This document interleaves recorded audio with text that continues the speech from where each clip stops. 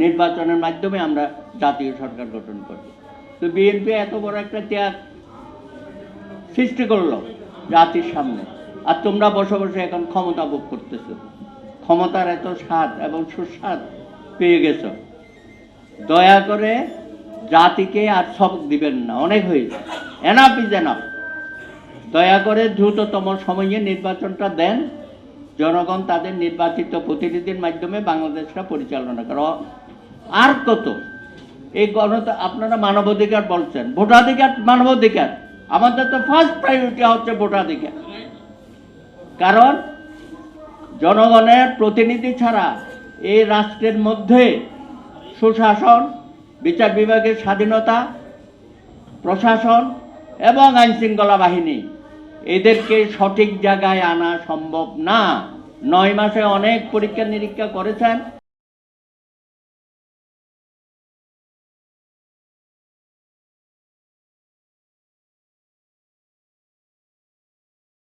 অনেক রকমের ষড়যন্ত্র প্রত্যেক জায়গায় আছে, বিচার বিভাগ সহ।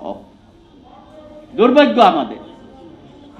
সুতরাং রাষ্ট্রটাকে ঠিক করতে গেলে আপনাদের সংস্কার, অপসংস্কার, কুসংস্কার এগুলো আর দেখাইন না, অনেক দেখিয়েছেন। 9 মাসে কিছু করতে পারেন নাই, আপনি আরো 9 মাস নেবেন, সেটা আর হবে না।